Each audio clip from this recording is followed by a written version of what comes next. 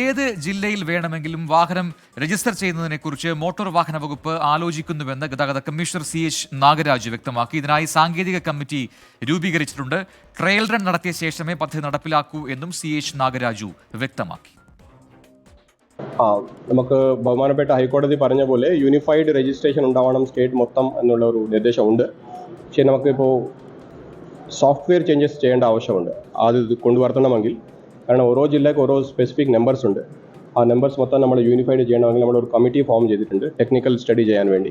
എങ്ങനെ നമുക്ക് unified number, കാരണം കുറച്ച് ആൾക്കാർക്ക് ഫാൻസി നമ്പേഴ്സ് വേണം, എല്ലാവർക്കും 01 തന്നെ വേണം, എല്ലാവർക്കും 07 തന്നെ വേണമെന്ന് പറഞ്ഞാൽ നടക്കില്ല. അപ്പോൾ അങ്ങനത്തെ പ്രശ്നങ്ങൾ എങ്ങനെ തീർക്കണം എന്ന് സ്റ്റഡി ചെയ്യാൻ വേണ്ടി നമ്മളൊരു കമ്മിറ്റി ഫോം ചെയ്ത് സ്റ്റഡി ചെയ്യാൻ പോവുകയാണ്. സോഫ്റ്റ്വെയർ അപ്ഡേറ്റ് ചെയ്യേണ്ട ആവശ്യമുണ്ട്. അതിനുശേഷം നമുക്ക് ഇംപ്ലിമെൻറ്റേഷൻ എങ്ങനെ ചെയ്യണം നമുക്ക് തീരുമാനിക്കാം. ഉമേഷ് ബാലകൃഷ്ണനാണ് വിവരങ്ങളുമായി തിരുവനന്തപുരത്ത് നിന്ന് ചേരുന്നത്. ഉമേഷ്, ഇങ്ങനെ ഏത് ജില്ലയിലാണെങ്കിലും വാഹനം രജിസ്റ്റർ ചെയ്യാനുള്ളൊരു സംവിധാനം വേണം എന്നൊരു ആവശ്യം, അത് ഏത് കോണിൽ നിന്ന് ഉയർന്നു വന്നതാണ്? എന്താണ് അതിൽ അതുമായി മുന്നോട്ട് പോകാമെന്ന് ഇപ്പോൾ സർക്കാർ തീരുമാനിക്കാനുള്ള കാരണം? അതിലെ സാങ്കേതികമായ ബുദ്ധിമുട്ട് നിലവിൽ എന്താണ്?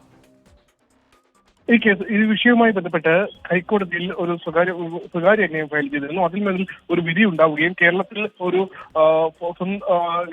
ഏകീകൃത രീതിയിൽ എവിടെ വേണമെങ്കിലും വാഹനം രജിസ്റ്റർ ചെയ്യാവുന്ന രീതിയിലേക്ക് രജിസ്ട്രേഷൻ മാറ്റണമെന്നുള്ള ഹൈക്കോടതി നിർദ്ദേശം വരികയും ചെയ്തു. ഇതിന്റെ അടിസ്ഥാനത്തിലാണ് ഇപ്പോൾ സർക്കുലർ പുറത്തിറക്കിയിരിക്കുന്നത്. കേരളത്തിൽ എവിടെ വേണമെങ്കിലും വാഹനം രജിസ്റ്റർ ചെയ്യാം എന്ന് മാത്രമാണ് ഈ സർക്കുലറിൽ പറയുന്നത്. പക്ഷേ അത് നടപ്പാക്കാൻ ഇനിയും സമയമെടുക്കും. കാരണം നിലവിൽ സാങ്കേതിക പരിമിതി വളരെ വലുതാണ്. നിലവിൽ RTOകളും സബ് RTOകളുമാണ് സംസ്ഥാനത്തുള്ളത്. അതായത് ഇപ്പോൾ ഒരു വ്യക്തി ഒരു വാഹനം പുതുതായി രജിസ്റ്റർ ചെയ്യണമെങ്കിൽ ആ വ്യക്തി താമസിക്കുന്നത്, അതായത് വാടകയ്ക്ക് താമസിക്കുന്നുണ്ടെങ്കിൽ വാടകയ്ക്ക് താമസിക്കുകയോ അല്ലെങ്കിൽ ഒരു സ്ഥലത്ത് ജോലി ചെയ്യുകയോ സ്വന്തം സ്ഥലം ഉണ്ടാവുകയോ ചെയ്താൽ ആ അഡ്രസ്സ് വെച്ചിട്ടാണ് ആ RTO അല്ലെങ്കിൽ സബ് RTO പരിധിയിൽ വേണം വാഹനം രജിസ്റ്റർ ചെയ്യാൻ. നിലവിൽ അങ്ങനെയാണ് നിയമം. അതായത് KL 01 മുതൽ KL 14 വരെ വിവിധ ജില്ലകളിൽ RTOs ഉണ്ട്. ഒപ്പം സബ് RTO, അതായത് ഓരോ പ്രാദേശിക അടിസ്ഥാനത്തിൽ സബ് RTOs ഉണ്ട്. ആ രീതിയിലാണ് വാഹനം രജിസ്റ്റർ ചെയ്ത് പോകുന്നത്. അതിന് വലിയ സോഫ്റ്റ്വെയർ ക്രമീകരണങ്ങളെല്ലാം ഉണ്ട്. എന്തായാലും സാങ്കേതിക ക്രമീകരണങ്ങൾ പഠിക്കാൻ ഇപ്പോൾ സീനിയർ ഡെപ്യൂട്ടി ട്രാൻസ്പോർട്ട് കമ്മീഷണറായ രാജീവിനെ ചുമതലപ്പെടുത്തിയിട്ടുണ്ട്. 2 ആഴ്ചയ്ക്കകം റിപ്പോർട്ട് നൽകാനാണ് ആവശ്യപ്പെട്ടിട്ടുള്ളത്. 2 ആഴ്ചയ്ക്കകം റിപ്പോർട്ട് ലഭിച്ച ശേഷം അത് പഠിച്ച ശേഷം മാത്രമായിരിക്കും നടപ്പാക്കുന്നതിനെ കുറിച്ച് ചിന്തിക്കുന്നത്.